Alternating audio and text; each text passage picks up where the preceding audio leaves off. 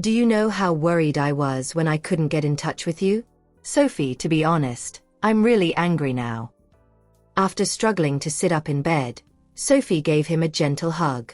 I know what I did this time was wrong, and I apologize for it. I'll not repeat my mistake going forward. No, you didn't do anything wrong. Her actions were understandable, considering how much she cares about the members of the Wheelers. When he hugged her tightly, she felt a sense of being grounded. Your presence brings me peace. She had never felt that way all this while. Ever since she arrived in Horrington, she had gone about her life independently. Regardless of what happened, she would carry the burden herself and face all dangers alone. But now, she finally had someone to share her burden with her. All right. Let's not talk too much, as your body still hasn't fully recovered. Just clear your mind and recuperate at home for the next few days. I will deal with everything else. Mr. Tristan, what happened to Quinton? She believed that Mark was not involved at all. Knowing Mark like the back of her palm, she was certain he wasn't capable of such an act. I'm already worried sick by what happened to you, yet you still have the bandwidth to be concerned about someone else? The old fogey is doing well, but I guarantee I will not let him off the hook. Tristan was never one to forgive and forget. Furthermore, Quinton had crossed his threshold this time. Why? Are you going to plead for mercy on his behalf? Sophie shook her head. After what he has done to me, I wouldn't let him go too. Having said that, he's still Mark's father.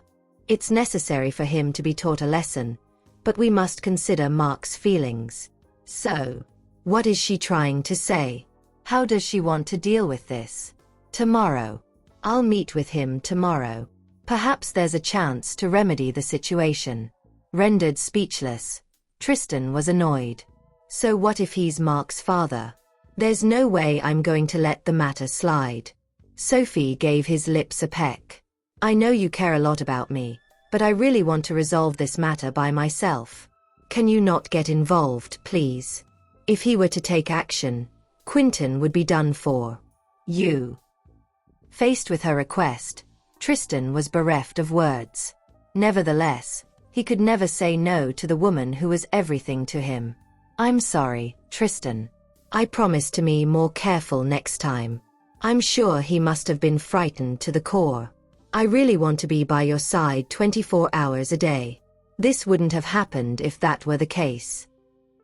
He couldn't let her out of his sight for a single minute.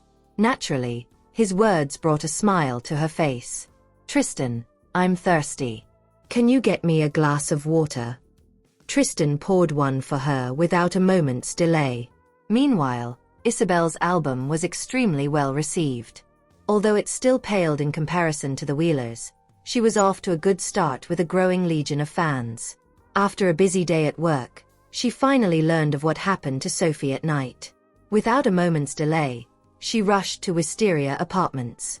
The sight of Sophie lying in bed caused her to break out in tears. What's wrong with you? Sophie was taken aback. Why is she raining tears the moment she came in? Did someone bully you? Tell me who it is. I'll seek revenge for you. Sophie even thought that someone had hurt Isabel. However, her words ended up making the latter cry harder. Someone really did bully you. Who was it? Why is she sobbing so pitifully? Sophie, how can you still be concerned about me in your current condition? Who has the gall to try and harm you? I'm going to kill them this very instant. This is all my fault. If I had gone to have lunch with her, this wouldn't have happened. Sophie, this is on me. I shouldn't have allowed you to go alone in the afternoon. What am I going to do if something happens to Sophie? I'll definitely be consumed by guilt for the rest of my life. It turns out that she thinks it's her fault.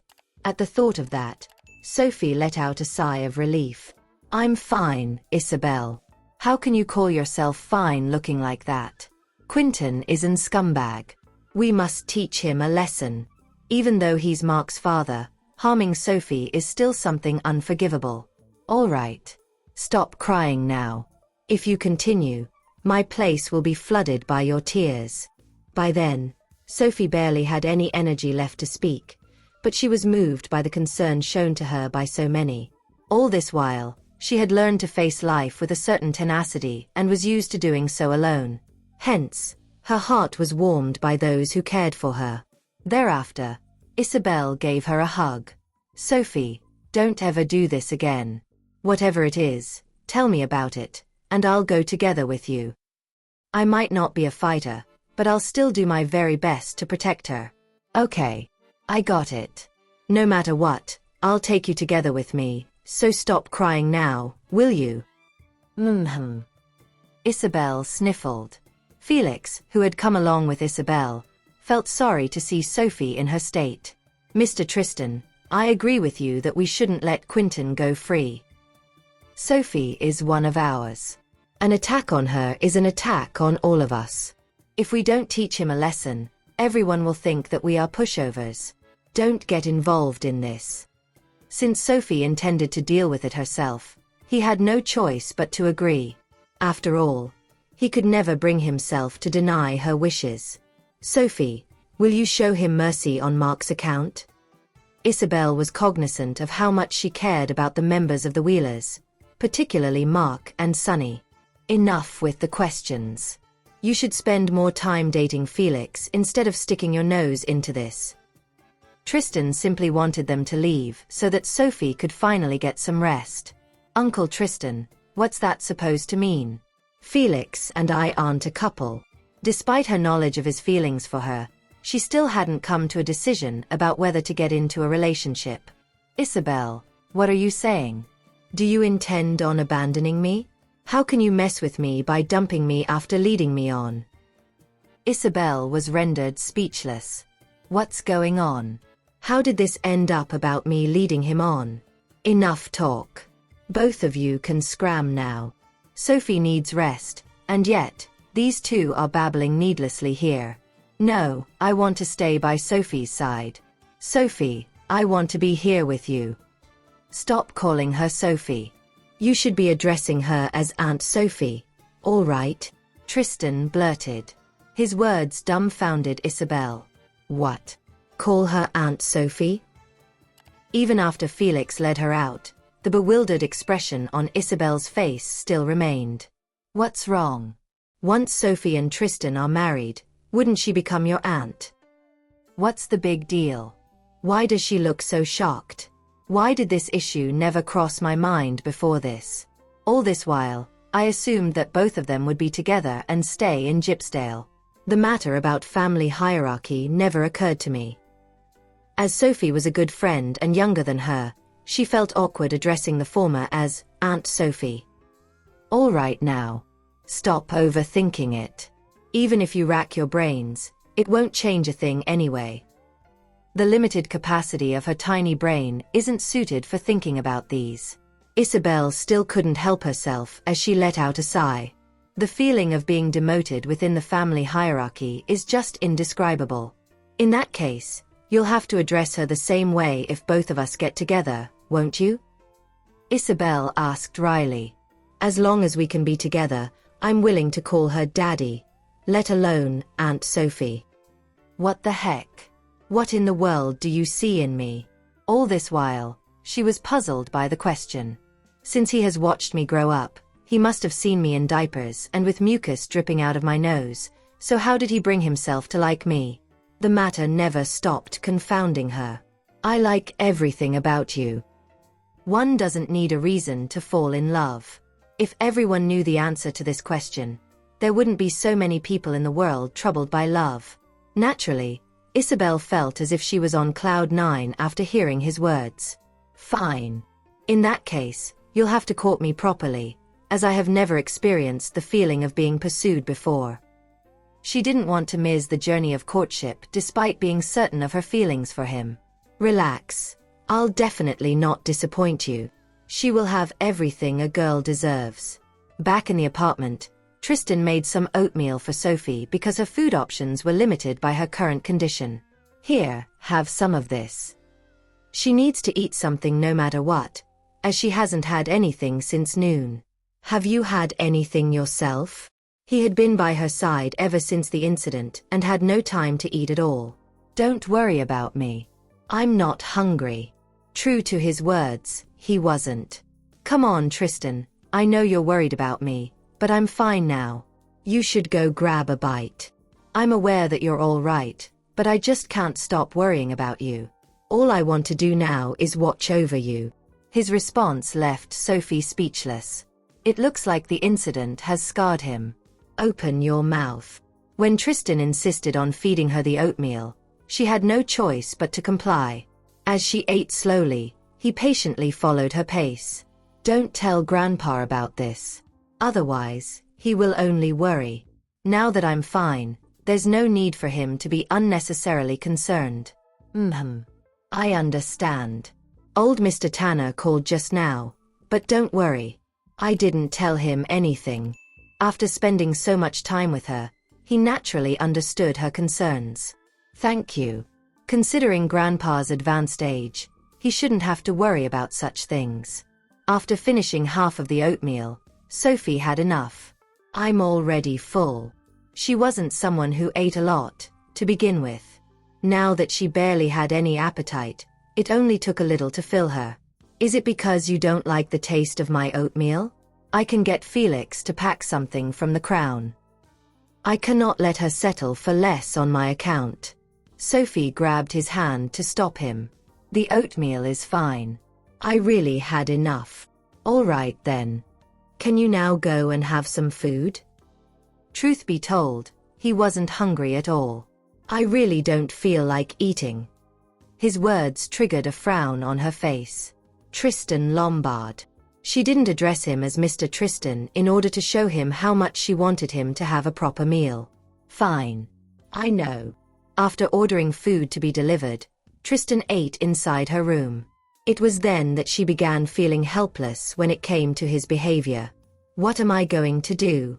I hope this doesn't end up being traumatic for him. Meanwhile, when Sarah heard about what happened, she prepared something delicious for both Sophie and Tristan right away. William, too, rushed into the kitchen the moment he saw her busy herself inside. What occasion is it to have brought you inside here? Due to how busy she was, Sarah was seldom in the kitchen despite the fact that she was a good cook. What are you cooking? It smells delicious. Dad, this isn't for you. I'll cook for you the next time I'm free. What? This isn't for me?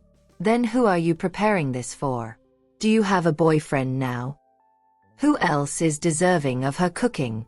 Tristan's girlfriend. William was at a loss for words. How can I be less important to you compared to her? I know he has a girlfriend, but I have not seen her before. And now, she has taken my place in this household? Dad, I'm making some nutritious soup for her, as she has suffered a minor injury. Why are you even jealous? I'm coming along with you. Having not met Sophie before, he was filled with curiosity as to who she was. However, Sarah shook her head at once. Now that she isn't feeling well, you'll just get in the way. Let's do it next time instead. All of us can have a meal together. Does she think I am annoying? Anyway, I need to go now. Whatever you feel like having, just get the housekeeper to make it for you. Sarah prepared to leave after packing the food. Sarah, can I not go with you? Sarah's head shook earnestly. It's not like you don't know your son's temperament. He's just not ready for you to meet her yet. I'm his father. He should be the one obeying me. Sarah responded with a shrug. To be honest, it's pointless for you to tell me that. It's not like I can do anything about it. I'm sure he knows Tristan's character better than I do. Fine. It's clear all of you don't respect me now that you have all grown up. What else can I say? Dad, you know we're not like that. Anyway, I'll arrange for a meal together another day. Since Dad is aware of Sophie's existence, it's just a matter of time before they meet. Subsequently, William disapproved of Sophie even though he had yet to meet her. She was hurt. If she's the kind that gets injured easily, she probably isn't a good fit for Tristan, for he lives an unpredictable life filled with dangers. As his wife, she should be capable of sharing his burden instead of making him worry all the time. Despite the impression he had, He figured that he needed to meet her before judging any further. Sarah came over with some food. She served Sophie a bowl of mushroom soup before serving another bowl to Tristan. "Have some soup." "Thank you, Sarah," Sophie said gratefully. She felt guilty for getting into trouble, causing everyone to worry about her. Sarah chuckled. "We're a family, so please don't stand on formalities. We must teach Quentin a lesson so he'll learn from his mistake. How dare he hurt one of us? Who gave him the guts to do so? All right, you don't have to worry about this. I know what to do," Tristan told her. He didn't want to talk about this anymore. Sarah stopped thinking about the matter. Despite not knowing what happened for real, she wouldn't press on as Tristan told her not to. "What's wrong? Are you feeling unwell? You only ate a little." Sarah was upset at how Tristan didn't finish her soup. After all, she spent a few hours cooking it. "I'm not hungry," came Tristan's reply. "Tristan, drink more soup." "I think Sarah's soups are amazing," Sophie insisted. "He's an adult. How can he eat this little?" "Okay." Hearing that, Tristan got himself another bowl of soup. Sarah rolled her eyes. "I knew it. My little brother is all grown up and belongs to someone else now. I might be his elder sister, but he won't listen to me." Nevertheless, it only took one casual comment from Sophie to make him do as told. How can there be such a vast difference between us? After finishing the soup, Tristan wasted no time in getting rid of her. "You can leave now." "Tristan, you ingrate. I spent a few hours cooking the soup for you. How could you kick me out after finishing it?" Sarah complained. The real reason she came here was to visit Sophie. "We didn't even get to talk for long. How could he ask me to leave now? Mr. Tristan, you should get back to work." "Let me chat with Sarah," said Sophie. "I'm not busy," Tristan quickly replied. Indeed, work wasn't important now, for his top priority was Sophie. Sarah snapped. "Tristan, what are you doing? Sophie and I would like to chat in private. Do we need your approval for that?" She then pushed him out of the room. Others might be afraid of him, but as his sister, she wasn't scared of him at all. When Sophie and Sarah were left alone, Sophie could finally heave a sigh of relief. "He cares about you a lot. Don't take it to heart," Sarah said. Of course, Sarah would side with her brother. In fact, she felt terrible for him as he had never acted this way before. Since he was young, he had extraordinary self-control and would get everything he wanted with his own ability. This time, he obviously got a shock. He was flustered because he cared too much about Sophie. Sophie nodded. "I know, Sarah." She could understand why Tristan acted that way. You need to be careful from now on. I was shocked to learn about it, so I can understand how Tristan felt." Sophie bobbed her head in response. "I was too careless. Remember to be nice to him for now. He'll return to normal in a few days," Sarah advised. She was afraid Tristan was traumatized by the incident. As the girls chatted inside, Tristan went to the living room. When Felix arrived, he saw Tristan smoking alone there. It had been ages since Felix saw Tristan smoking.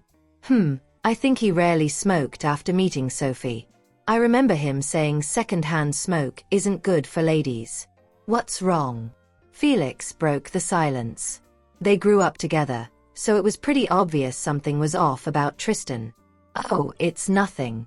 I suddenly had the urge to smoke. That's it," Tristan answered calmly. "I can open the windows later. That way, the smoke will clear in no time. Mr. Tristan, you don't have to think too much. Look, she's perfectly fine now. Everything's all right," Felix comforted him. Sophie was indeed capable enough to be able to protect herself even after taking the drug. Tristan grunted. He knew she was fine now, but thinking about what could have happened would still cause dread to gnaw at his insides. What would I do if something happened to her? I cannot lose her, Felix suddenly asked. To be honest, will it bother you if Sophie were to lose her virginity this time? Would you still want her? Hearing that, Tristan pinned Felix with a withering glare. Do you think I'm that kind of person? I'm only worried about one thing. She got hurt. No matter what happens, I won't give up on her. Fine. It seems that I was too superficial to think that way. Sighing, Felix inquired. Then why are you in a dilemma? I'm not in a dilemma. My heart aches for her so much that I can hardly breathe, Tristan replied honestly. He assumed no one could understand how that felt. Felix nodded understandingly. He would also feel the same if the girl he liked were to experience that. In fact, he dared not imagine how he would react if Isabel were to go through that. Fortunately, everything turned out fine. Isn't that right? Felix responded. Fortunately, it was Sophie who went through the ordeal. She was strong enough to stop things from going astray. Felix couldn't envisage what would happen if Isabel were in Sophie's shoes. But I still feel bad. We've been together for a long time, and I know what kind of person Quentin is. However, I did nothing to stop that matter from happening. That wasn't your fault. No one knew Quentin was bold enough to carry out that act, Felix protested. He was of the opinion that Tristan shouldn't be blaming himself for the incident. Right then, Arius returned and overheard their conversation. Mr. Tristan, everyone knows you care about Sophie a lot. However, the incident wasn't your fault, Arius said in an impartial tone. If you keep blaming yourself, what would Sophie think? Yes. Sophie will be sad if you keep acting this way, Felix chimed in. It was Quentin's fault, so all they had to do was to punish Quentin for his misdeeds. There was no need for Tristan to overthink. That night, Tristan and Sophie were left alone. Sophie had recovered completely. Tristan was dealing with work in his study, so she stayed in the living room to watch a TV show. The show playing on the TV was really boring, but she kept watching it. In the end, she gave Mark a call. The latter was pretty startled to receive a call from Sophie. He initially dared not answer her call, but what was done could not be undone. No matter what, he still had to solve the problem. After convincing himself, he answered her call. Sophie, this has nothing to do with others. It was my sole decision. You know how much I like you, Mark said hastily. Sophie was speechless. Does he think he can solve the problem by saying that? Mark urged. Why aren't you talking? Are you mad at me? Mark, we've been friends for years. Do you think I don't know who you are? It's really upsetting to hear that from you, Sophie responded. Everyone knew his character, so there was no need for him to say those words just to protect the culprit. Novel drama. They weren't fools after all. She assured him. Don't worry. I won't hurt your father. Quentin was his father, so she was willing to give him one more chance. Sophie. Mark felt pain flare up in his heart. I'm sorry for hurting you. He never wanted to see any of them get hurt, but alas, things didn't turn out the way he wanted. Stop apologizing to me, Sophie replied impatiently. That wasn't what she wanted to hear. Quentin had been in agony ever since he learned Sophie's boyfriend was Tristan. He knew the matter couldn't be resolved easily. After all, Tristan was known for his ruthless methods. This time, the person he tried to harm was Tristan's girlfriend. Mark told him to stay out of this, but there was no way he could do that. At this age, he could accept any outcome, but Mark's life had just begun. He couldn't allow his son to bear all responsibility when it was his fault. Thus, Quentin decided to look for Tristan himself. Despite being a big shot in society, he was nothing compared to Tristan. He waited a long time outside but didn't even get to catch a glimpse of Tristan's face. When Felix accompanied Isabel to Wisteria Apartments, they saw Quentin standing outside. What's wrong? Why are you staring at him? Isabel asked curiously when she saw Felix glaring at the man. Who is he? I don't remember seeing him previously. Felix replied angrily. He's the one who drugged Sophie. He wanted nothing more than to teach Quentin a lesson, but it wasn't his place to do so. I need to head upstairs and let Mr. Tristan know that he's here. Isabel gasped. What? It's him. Yes. Felix's memory was good enough for him to remember Quentin, even though he had only met the latter once. Isabel snarled. Wait here for me. I shall go beat him up to take revenge for Sophie. He must pay the price for trying to harm Sophie. Felix held her arm and dragged her back. Stop it. You should stay out of this. Let's head upstairs now, he responded. Tristan remained indifferent after learning that Quentin was downstairs. Uncle Tristan, you can't let him off easily, Isabel insisted. Go and keep Sophie company, Tristan ordered. All right. Isabel left to do as told. Felix asked, Won't you teach him a lesson? Tristan's voice remained calm as he replied, We should let her deal with the matter. There was a chance Sophie wouldn't be satisfied with what they would do to him. Okay. Since Tristan had said that, Felix couldn't argue anymore. Sophie has an affectionate nature, so I don't think she'll give him a harsh punishment. Isabel went into the room and told Sophie about bumping into Quentin downstairs. Scowling, she hissed, Sophie, don't you dare forgive him after what he did to you. Do you hear me? Not every deed could be forgiven, for forgiving wasn't obligatory. Sophie asked. Quentin is downstairs? What a coincidence. I wanted to talk to him, anyway. Isabel nodded. Yes. I wanted to get out of the car to teach him a lesson, but Felix stopped me from doing so, she complained furiously. He deserves to be taught a lesson. Otherwise, he will never learn from his mistake. Sophie, are you listening? I need to head outside, Sophie said suddenly. She walked out of the room after saying that. Wait, where are you going? Uncle Tristan wants you to rest, so you should stay here, Isabel called out. Sophie felt fine, so she assured Isabel, I said, I'm fine. But where are you going? Don't tell me you're going downstairs to meet Quentin. Yes. Sophie bobbed her head. It was a good opportunity to clear things up. Isabel felt speechless. Why would she want to meet Quentin? Sophie, she said wheedlingly. Obviously, she was against Sophie meeting that man. There was no point for Sophie in doing so. Just leave me be, Sophie's reply was curt. Of course, Isabel wouldn't let her be and ran out after her. When Tristan and Felix saw Sophie, they instantly knew what she was up to. Tristan offered, I'll accompany you downstairs. No matter what she wanted to do, he would be by her side. Sophie looked at him. I don't think you should come with me. If he was there, their conversation might not go well. Tristan was determined. I insist. Sophie shrugged. Fine then. She knew he was worried about her and gave in easily. Felix and Isabel shared a look. Indeed, Mr. Tristan has no principles before Sophie. Even if Sophie asks him to kill someone, he'll do that without hesitation. I want to be there too. Isabel raised her hand. She wanted to teach the man a lesson personally. Why would you need to be there? Stay here with Felix. Tristan refuted immediately. Isabel pouted indignantly. Why can't I be there? Felix tugged at her arm. All right, let's stay here. We can date at home. Isabel glowered at him. Why would I date him at home? Sophie paid no heed to them and went downstairs with Tristan. Downstairs, Quentin felt his heart leap to his throat at the sight of Sophie.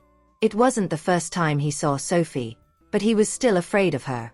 Throughout his years in the underground circles, he had never been afraid of anyone.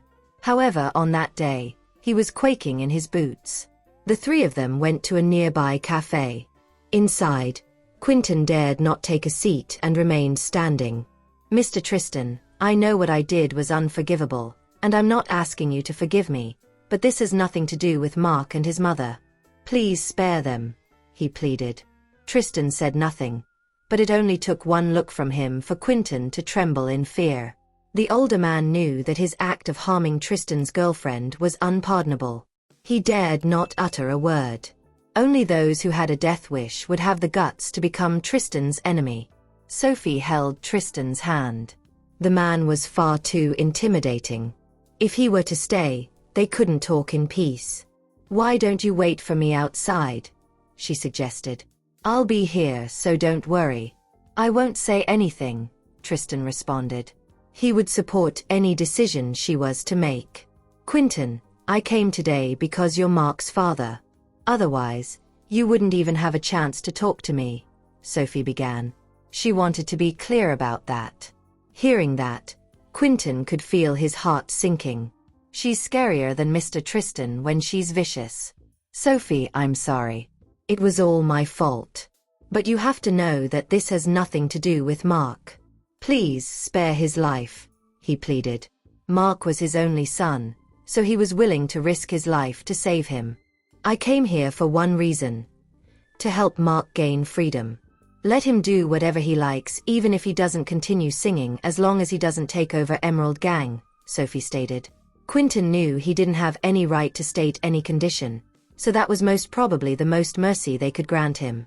If he didn't agree to Sophie's condition, things might get even worse. Okay, I agree. No matter what happens in the future, I won't force Mark. He is free to do whatever he wants, came his reply. Mark must be an important friend to Sophie for her to consider his feelings even after what I did to her. I'm glad Mark has a friend like her. Don't worry. I'll be in charge of Mark and his mother's safety, Sophie promised. She knew he was worried about that. Okay. Quentin had nothing else to say. After all, it was all his fault, and he should be the one bearing the consequences. You, on the other hand. Anything works. You can take my life as long as you agree to spare them, Quentin interjected hastily. He actually loved his family dearly. However, he was an uncultured man who had no idea how to express his feelings. If you're afraid of affecting your relationship with Mark, I can take my own life, he offered, not wanting to arouse any conflict between them. Sophie shook her head. No need for that.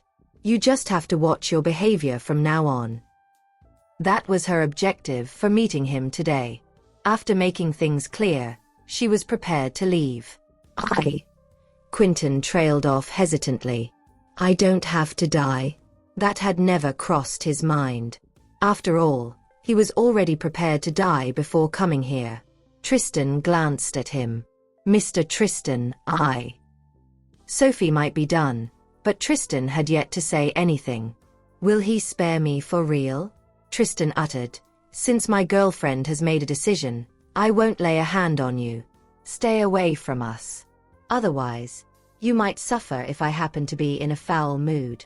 He wasn't in a good mood now, but he had promised Sophie that he would respect her decision. Sophie held his hand gratefully, for she knew it was hard enough for him to make a compromise for her. That was the only way she could offer him comfort. I'm fine. I wouldn't have let him go easily if I were in your shoes, but since I've given you my word, I won't interfere, he assured her. Tristan would respect each and every of her decision. I know. Of course, Sophie knew what he was thinking about. They had been together for some time, so she assumed she knew him well. Thank you. Don't worry, for I promise to be obedient. Sophie shot him a wink. Sophie had always been cold and indifferent in public, but she had learned how to act adorable in front of Tristan. Tristan reminded her, don't learn those stuff from Isabel. You are you. No matter what you do, I won't get mad. Warmth spread across Sophie's heart as she flashed him a smile. I won't want to make you sad, she teased. Tristan nodded. By the way, since my dad has found out about you, we should meet up with him for a meal. They would have to meet one day. William must be waiting for them to initiate a meeting after learning about Sophie. Sure, Sophie agreed readily. They were in a stable relationship, so it was time for her to meet his father. What does your dad like? I shall prepare a gift for him. Sophie knew it wasn't polite to show up at his house without a gift. Don't worry about that. I'll prepare everything you need. For the next few days, get some rest at home. You shouldn't head to classes for now, Tristan advised. He was still worried about her. Sophie protested. I'm fine, Mr. Tristan. You don't have to worry. I was drugged, and now I'm perfectly fine. Why are they acting as though I was critically ill? The new semester had just begun, so there were many things going on at both Gypsdale University and the University of Medicine. Sophie wanted to learn everything necessary as quickly as possible instead of wasting more time here. Meanwhile, Isabel's song went viral. No one knew what had happened, but it suddenly became popular. In the blink of an eye, Isabel was now the goddess of nerds. Felix was upset to read the comments the nerds made about Isabel on Twitter and Reddit. Isabel belonged to him. He wanted nothing more than to make them blind so they would stop gawking at her. Isabel came back home to see Felix staring at his phone on the couch. She had no idea what made him that engrossed, for he had a weird expression on his face. "What's wrong? What are you reading?" she asked. As a public figure, she had to accept all sorts of comments. Even if they were criticisms, she had to get used to them as soon as possible. Felix pulled her over so she could sit in his lap. "I know you love singing, and I support you, but it's uncomfortable to read these comments about you," he grumbled.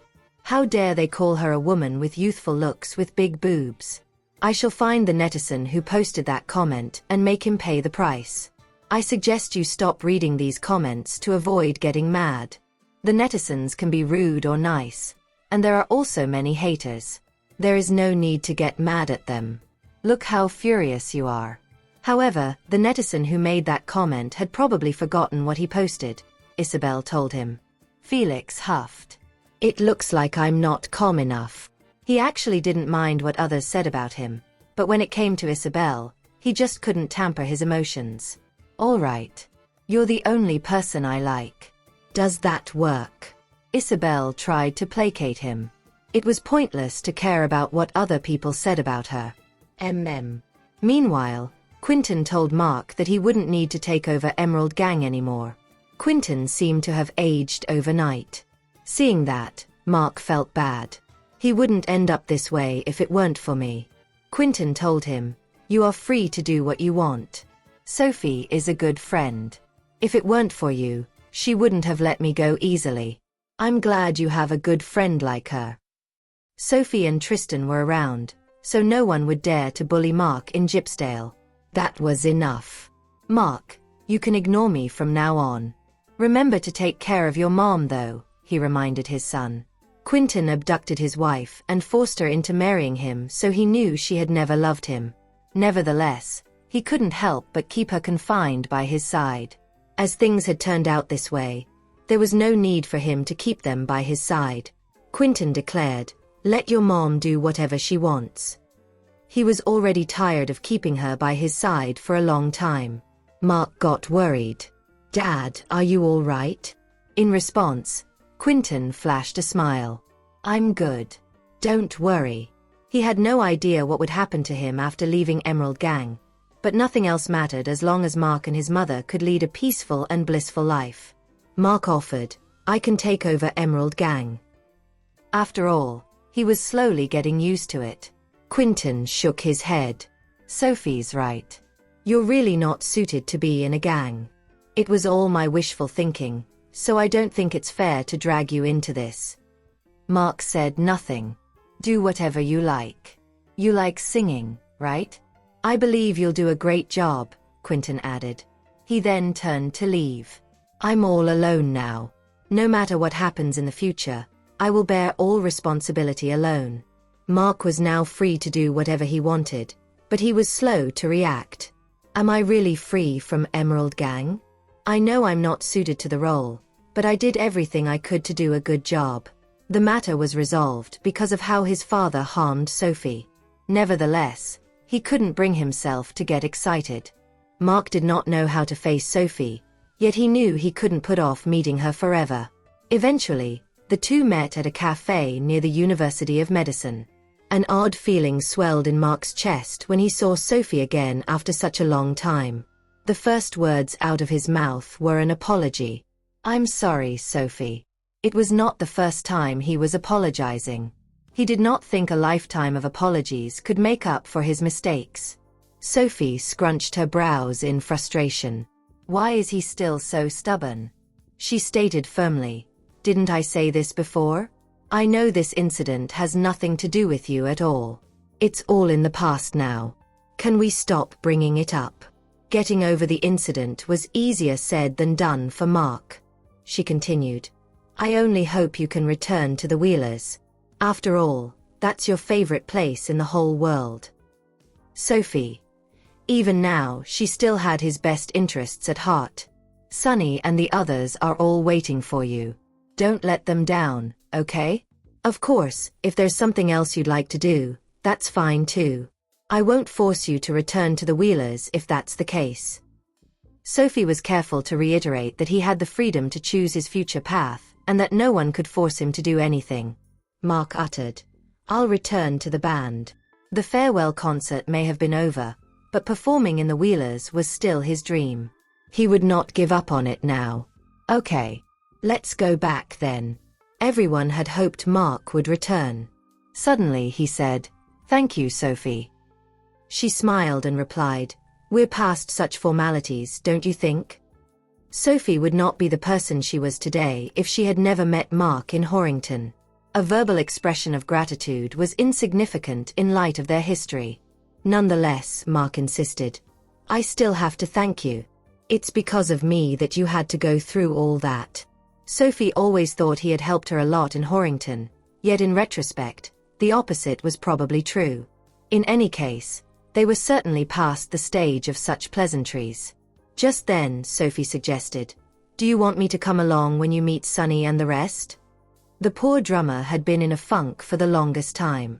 Since he had agreed to return to the Wheelers, Sophie decided Mark should quickly meet with his former bandmates. Let's go together, replied Mark. Still, there were some concerns in his mind.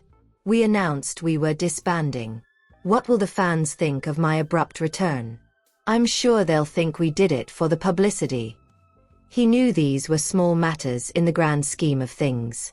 The most important thing was that the Wheelers would be reunited.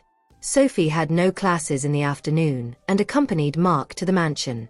When they opened the door, they saw Sunny leaving with his luggage. Sunny stood still and just stared silently at Mark.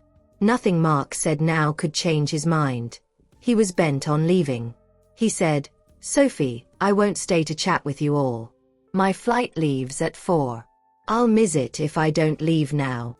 His bandmates were distraught. Sunny, are you really leaving?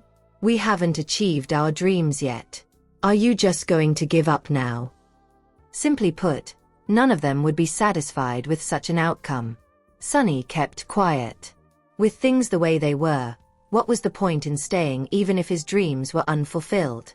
Without Mark, they could no longer be the Wheelers. Another bandmate piped up, Stay in Gypsdale, Sunny. We've already come so far. We still have each other even if Mark's not around. They had always stuck together since forming the band, and they dreaded the idea of going their separate ways. I'm sorry, Sunny.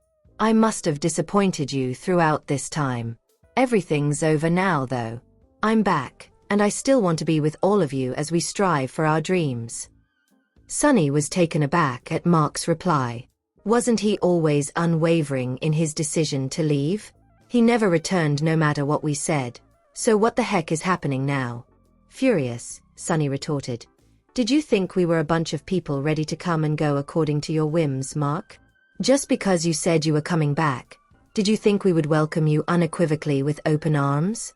Mark said, I'm sorry, Sunny. I know I've disappointed everyone, but I truly wish to return now. I still want to be with everyone. Can you give me a chance to do that? It was true that he had been the one to split up the band. His appeal fell on deaf ears.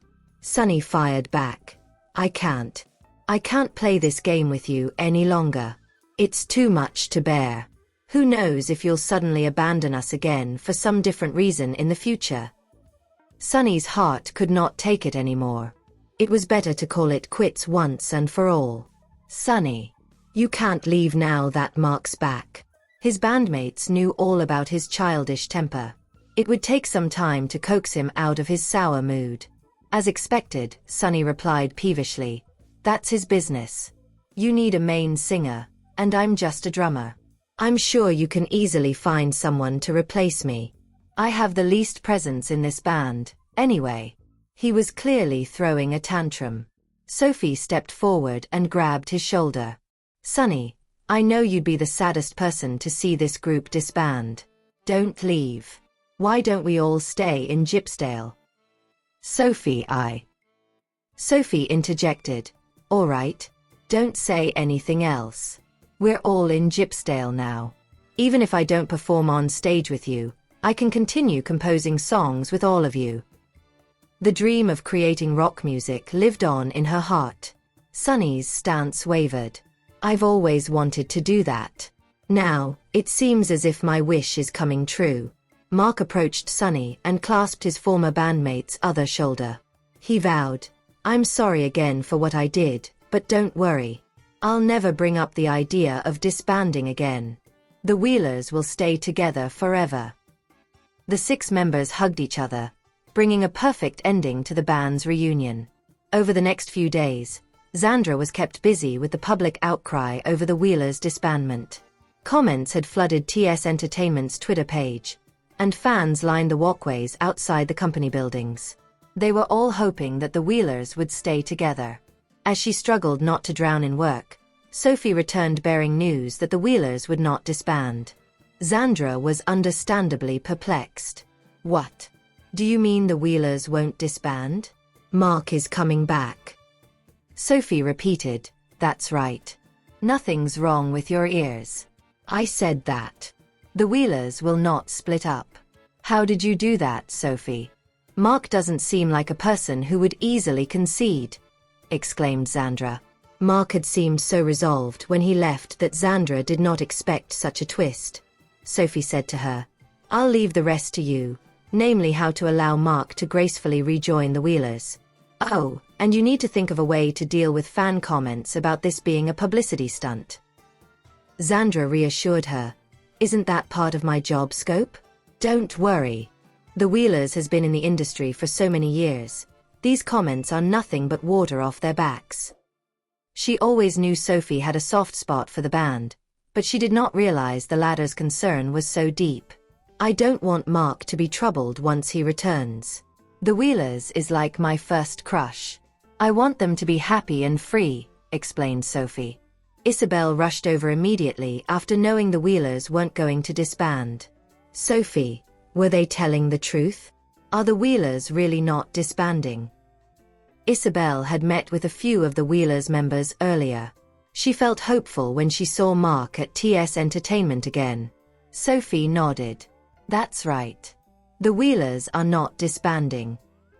As long as Quinton didn't force Mark, the latter was undoubtedly willing to return because he genuinely liked music and rock. Mark was born to rock. That's so great. Isabel was overjoyed. As the Wheelers fan, she thought she was utterly blessed to become their junior under the same entertainment company. After all, that was such a fortunate turn of events that most people wouldn't even dare to dream of. Sophie, you're truly my goddess.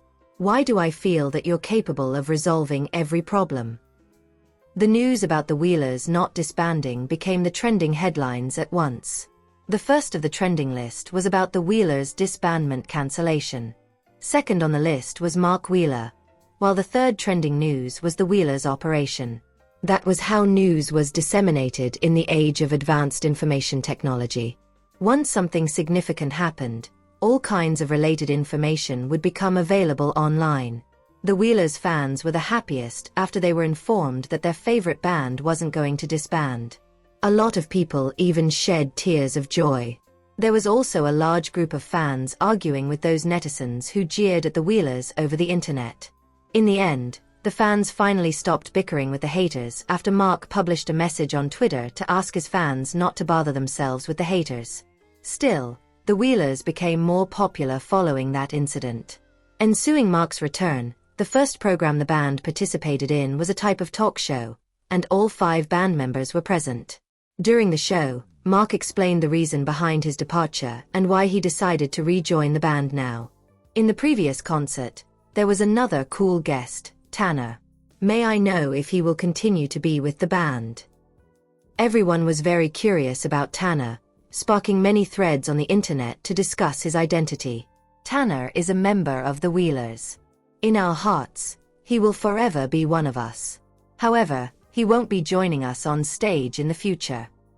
What a shame. Tanner was able to garner the support of fans from both genders. I'm also very fond of him. The host flashed a love-struck grin.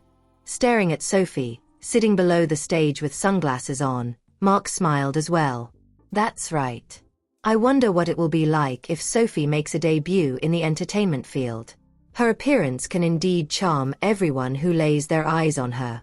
However, since she made her choice, we'll have to respect her decision. This outcome isn't that bad either, since we can still spend time together in this manner. Mark, do you have a girlfriend? This is a question I'm asking on behalf of all the fans who greatly admire you. The public was extremely curious about their multi-talented idol's love life. I have someone I love, but I think we'll never have the chance to be together. Despite his indifferent personality, many of Mark's fans felt their heart ache at the sight of his mien at that instant. They wondered what he had experienced and who was the girl who managed to capture his heart. Not to mention, the girl could invoke so much regret and sorrow in him. At that moment, Tristan, sitting beside Sophie, held her hand. Whenever such an occasion rose, he would feel that he was exceptionally fortunate for winning her affection. There were simply too many people who fancied her, yet she chose him. Hence, he considered himself incredibly lucky to be with her. Okay. Let's go. There wasn't anything else left for them to do there. Besides, Mark and his band members were veteran artists, so Sophie and Tristan reckoned they knew how to handle the matters there. As for the haters' comments, they didn't need to dwell on it either, because everyone would forget about that incident after some time. That night, inside the condominium at the University of Medicine, Sophie asked, "When are we meeting with your dad? Should I bring my grandpa along?" Josiah had always wished to meet with Tristan's family, so Sophie planned to invite her grandfather to tag along. "We'll do it next time. I know old Mr. Tanner yearned to meet my family, but I'm still uncertain about my dad's stance, so I want to avoid upsetting old Mr. Tanner." Prior to the meeting, Tristan had to clarify things with his father because he would never allow anyone to harm Sophie. "What type of girl does your dad like?" Tristan frowned. "His preference is the least of our concerns. The most important thing is that I like the way you are, and that's what matters." Sophie chuckled. "He's right. I'm fine as long as he likes me. I can't control how others feel anyway." Knowing she was about to meet with Tristan's father, Josiah summoned her over. "Sophie, you need to be more eloquent when meeting his father for the first time, okay? Also, you must wear the dress I bought for you on that day. Her clothes are too simple and plain. Making a good first impression is very important. Sophie is an excellent girl, but at times, not everyone can see her beauty within. Grandpa, it's just a meeting. Why are you more nervous than me?" "I'm not nervous. I just want you to be happy. If Tristan's father doesn't like you, I'm afraid you will be mistreated when you marry him." After all, such incidents were most pronounced among prominent families. "Grandpa, don't worry. I won't let anyone bully me." Meanwhile, Tristan had gone back to the Lombard residence. Upon seeing his return, William couldn't help but say, "I thought you'd forgotten your way home." Is he truly that busy to the extent of coming home so rarely? Tristan did not reply to him. "Why are you so easily angered when I merely commented a little on your behavior?" Since he was injured, Tristan hadn't gone back to the Lombard residence once. He had utterly disregarded his father. "Dad, you should know when to stop. Weren't you always bugging me about wanting to meet with my girlfriend? I've arranged a time for you two to get acquainted. Are you finally willing to let me meet with her? I was under the assumption that you don't plan on bringing her back to the Lombard residence for the rest of your life. I hope you'll mind your attitude. The only reason I came here today is to inform you in advance, not to make things difficult for her." William was rendered speechless. "I haven't even done a thing." "Tristan, is that how you speak to your dad?" Sarah nudged him.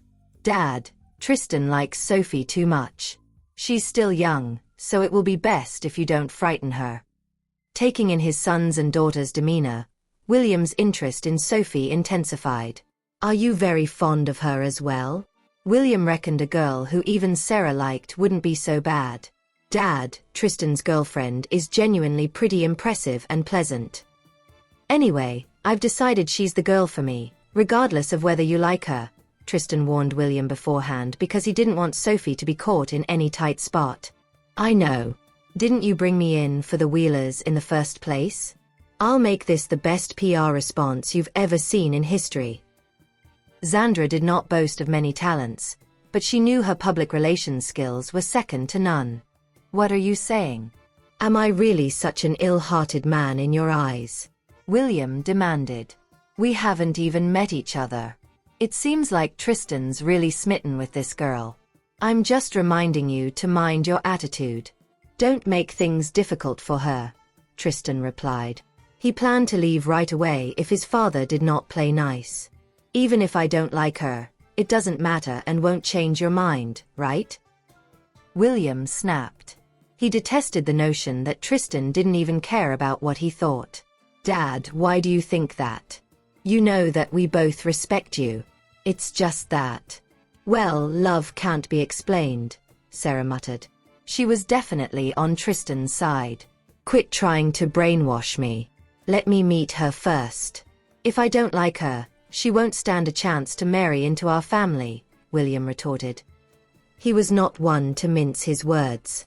In that case, it's better if the two of you don't meet, Tristan declared. It was obvious that William was not at all keen to meet her.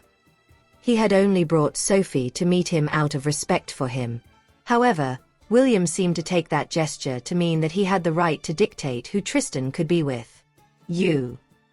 William thought Tristan was being too arrogant. What do you mean? How dare you use that tone against me for a woman? Where are your manners? William berated. Tristan, refrain yourself, Sarah reminded him. It was a happy occasion. How did it all turn out like this? Dad, haven't you always wanted to see Tristan get married? He finally found someone whom he wants to spend the rest of his life with. Why are you acting like this? Sarah asked. That was absolutely unnecessary. What? He's finally found someone. William found Sarah's words incredulous. It was Tristan who had always given the socialites the cold shoulder. Okay, Dad. I was wrong. My point is he's finally found someone he likes. Please don't get in the middle of this, Sarah pleaded. All right. Don't you guys know I'm a well-mannered man? Even if I don't like her, I won't let it show. We're going to talk when we're back, William said. That should do it, right? I hope that you will respect my decision and don't interfere in my matters. Even if you don't like her, I hope that you will keep your opinions to yourself, Tristan said. After all, he would be the one to spend the rest of his life with Sophie, not William. You? William stopped himself and instead said, Well, now I'm really intrigued by this woman who has managed to charm you so. William had never seen him care about a girl so much. His son had only gotten along well with Sarah in the family. He never expected Tristan to change because of a woman. William didn't welcome the change, however. After all, Tristan would be the successor of the Lombard group. It wouldn't do the group nor his son good if Tristan could easily be swayed by a woman. Nonetheless, William knew it was not the time to make his thoughts vocal. It would only serve to stoke the already burning fire in their relationship. All right. I will be sure to respect your girlfriend. Is that good enough for you? William conceded. We're just meeting each other. Is it really necessary to sour things from the very beginning? I hope that you can keep your promise, Tristan said. Just look at him, William lamented. He was rendered speechless by Tristan's defensive attitude. On the other hand, Willow knew that Sophie was meeting Tristan's family. She was fervently hoping that the Lombard family would look down on Sophie. After all, Sophie didn't enjoy a good reputation here in Gypsdale. I'd like to see if she can still be that arrogant when she couldn't gain old Mr. Lombard's favor. Doesn't she always think that she's the greatest? She's only meeting his family, and yet things are already so tense.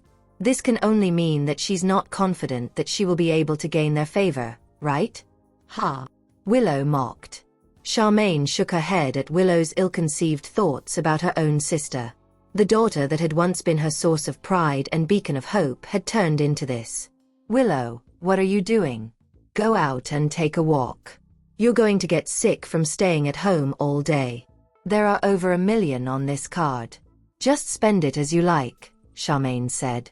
She still favored Willow. Mom, when do you suppose Sophie will finally be down on her luck?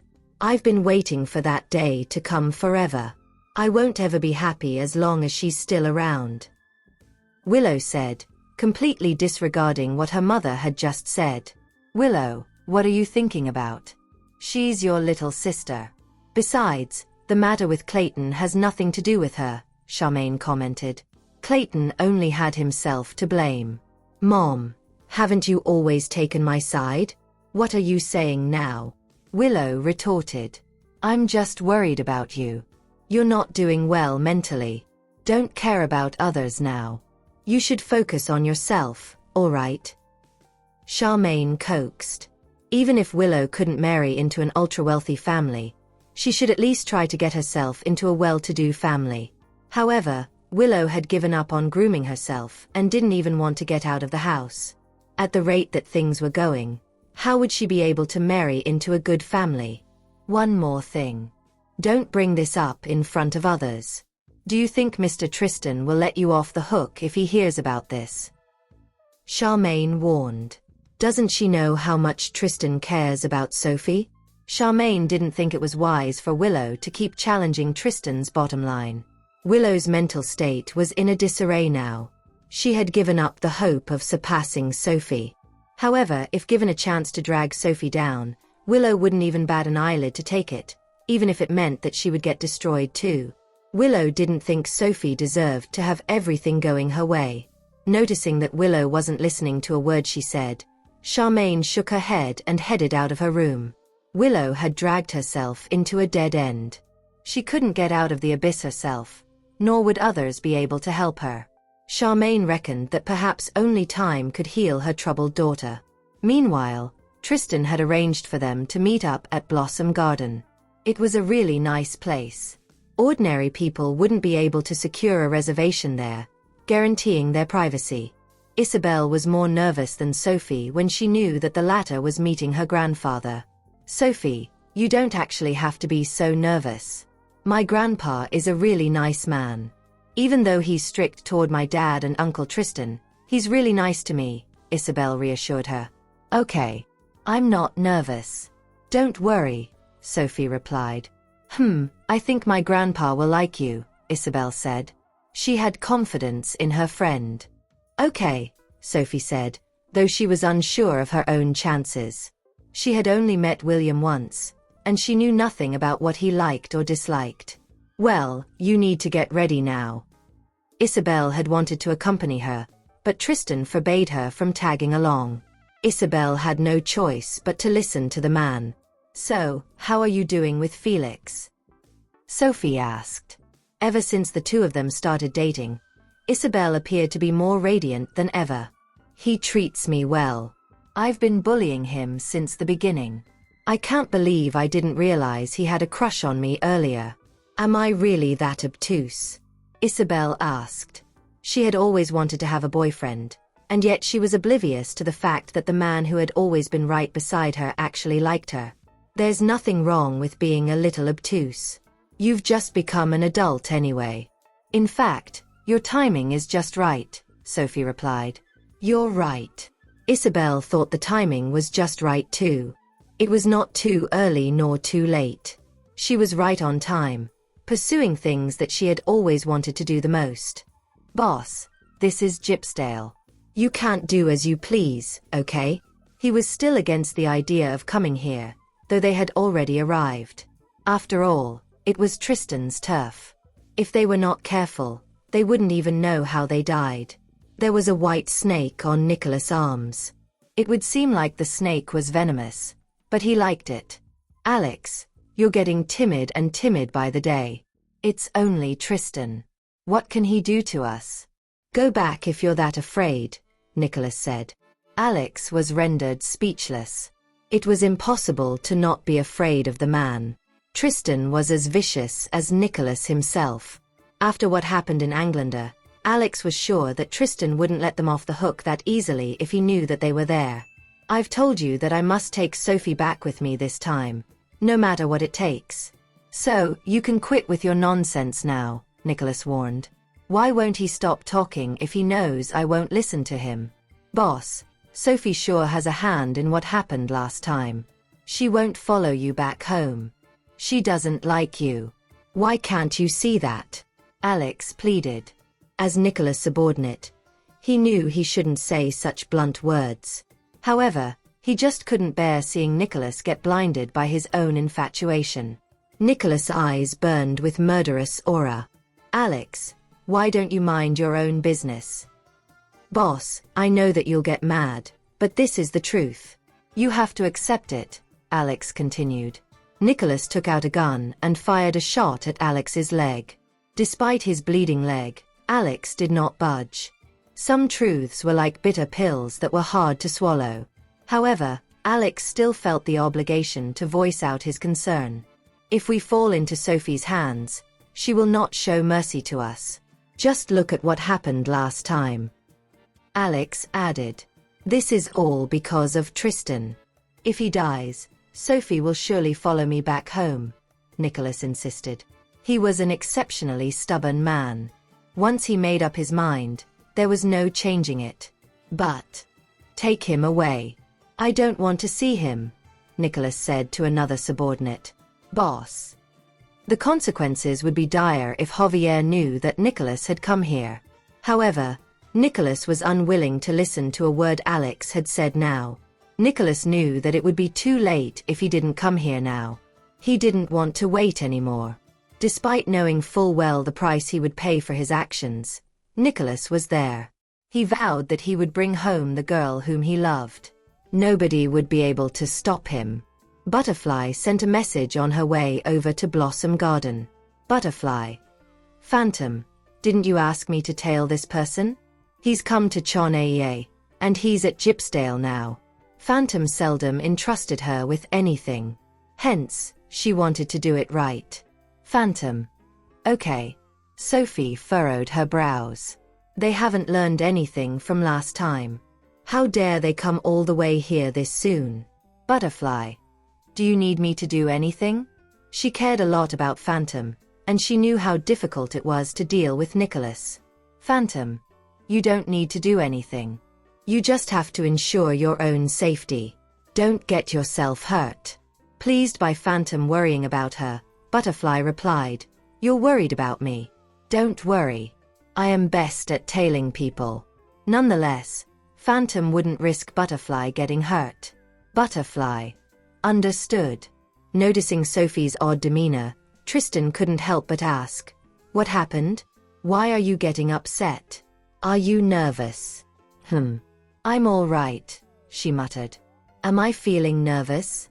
That can't be it. I'm just meeting an older man. Then again, Sophie knew that her apprehension was because she cared about Tristan, and in turn, what his father thought of her. As long as she could gain the old man's favor, things wouldn't be difficult for Tristan. Tristan held her hand. You're getting together with me. So, you don't need to care about gaining other people's favor. I like you just the way you are, Tristan said. Other people's opinion didn't matter. Having such a considerate boyfriend by her side made Sophie feel really safe. I know. She knew that he would do everything to safeguard her. William had already arrived when their car pulled into the driveway of Blossom Garden. The old man was in a private room, accompanied by Sarah. Look at the time now. Why aren't they here yet? William grumbled. It was only their first meeting, and yet Sophie was late. William couldn't help but think that they were not taking him seriously. Dad, why the hurry? There's still plenty of time before the agreed time. You're the one being early. Do you have prejudice toward Tristan's girlfriend? Sarah asked with a frown. If that were the case, things would be much more complicated. William said nothing. Well, it seems like Dad really doesn't like this girl. Dad, you haven't even met her. Why do you dislike her so? Did someone say something to you? Sarah asked. Still, William remained silent. Dad, Tristan really likes her. Don't go over the line. Otherwise, it will be really difficult for him, Sarah advised. Sarah, do you really think that girl can cut it? Tristan needs an equal who can help him, not someone who needs his protection 24/7, William finally said. He just thought a girl who couldn't fend for herself would burden Tristan. Sophie isn't a girl who only mooches off a man. She is a really opinionated woman, and I believe that she is an equal who can stand by Tristan at the top, Sarah explained. She's a Tanner, huh? I don't seem to recall any great family called the Tanners in Gypsdale. Right then, Tristan arrived and led Sophie into the private room.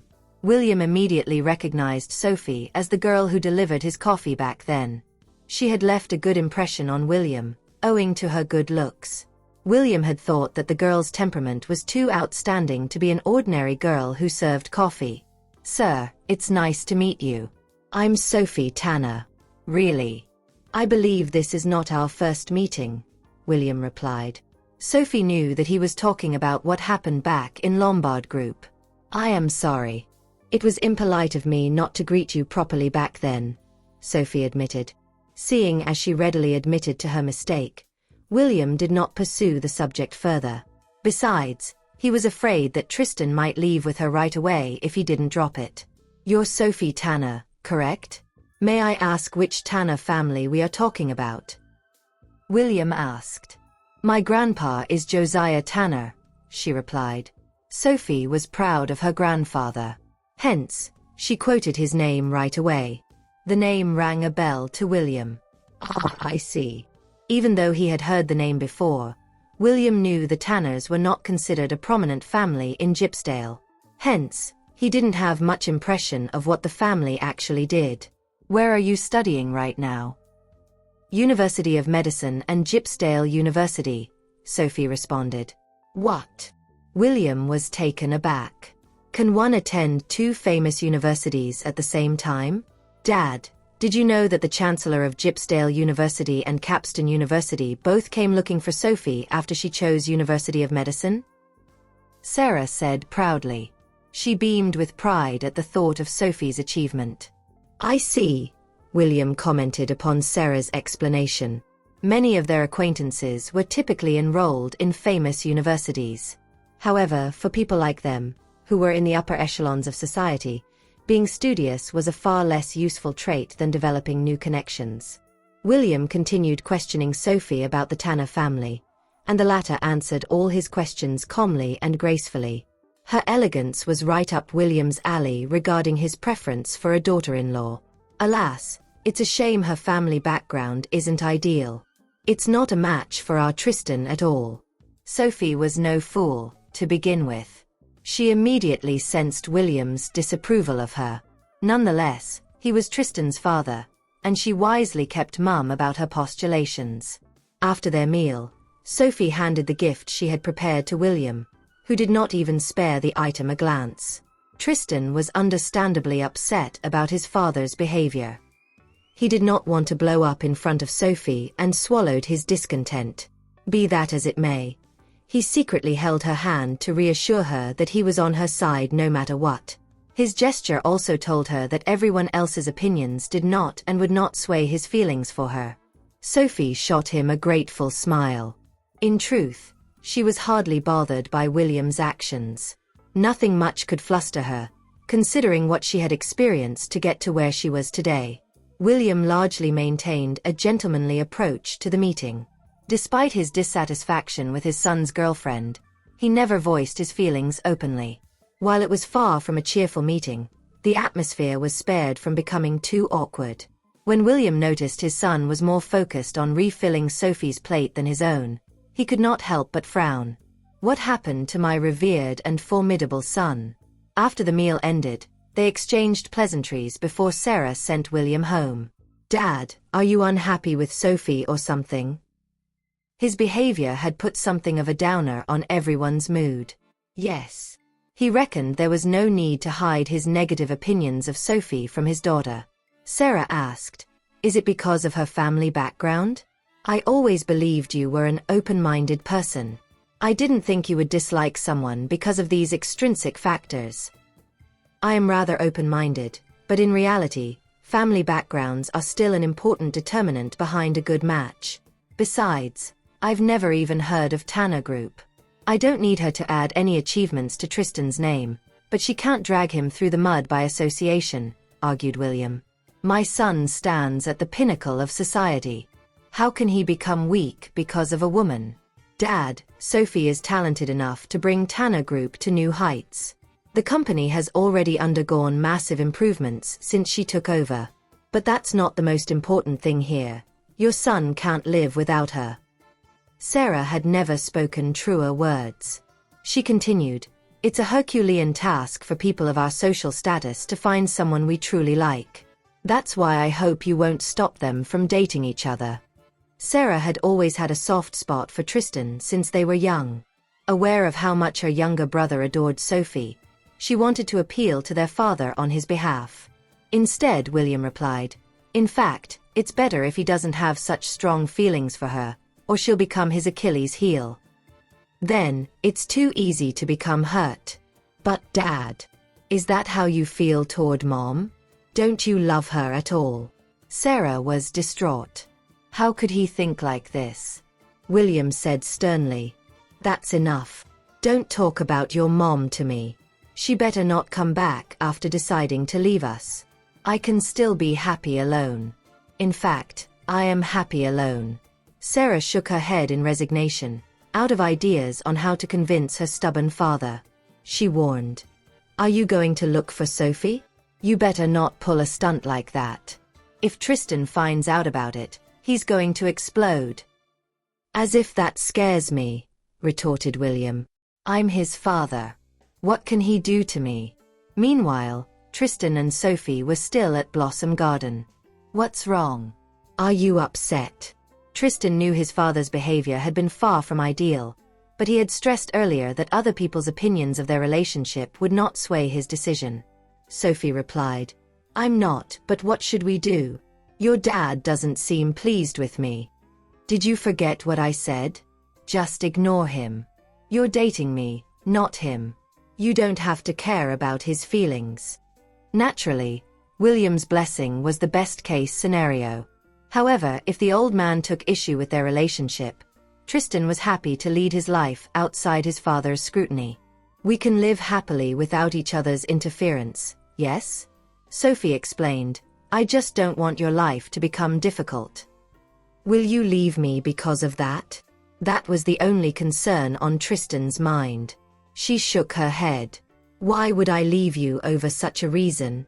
She had already decided to be with him, and she would face any hurdles life threw at them hand in hand. I'll never let go of his hand. Her words were exactly what Tristan wanted to hear. He declared, that's right. No matter what challenges life throws at us, all we have to do is to hold hands tightly and face them head-on. There won't be anything we can't overcome. Tristan vowed he would not allow anyone to harm a single hair on his girlfriend as long as he was still alive, even if the perpetrator came from his own family. Sophie reminded him, of course, so don't let your relationship with your father go to ruin over this. There's really no need for such animosity. She did not want him to become estranged from his father because of her. Don't worry, she added. I'll do my best to impress him. Didn't I say so earlier? You don't need to try harder to impress anyone else. I'm happy with you, just the way you are. Don't ever change yourself to fit other people's standards. Sophie waved off his concern and said, all right. I've decided to be with you, so I'll solve this problem myself. Don't worry, okay? Tristan was exasperated by her insistence. In the end, he merely advised, fine. If my father tries to meet you alone, just ignore him. He knew his father would not give up so easily. The man was sometimes stubborn to a fault. Okay. Before Sophie could begin dealing with Nicholas, the man in question showed up at her doorstep. When Sophie arrived at the small forest of University of Medicine, she immediately knew Nicholas was lurking nearby. She announced, come on out then. Didn't you come all the way here to have a face-to-face conversation with me? What's the point in playing hide and seek with me at this stage? Nicholas jumped out of a tree, clad in a black windbreaker.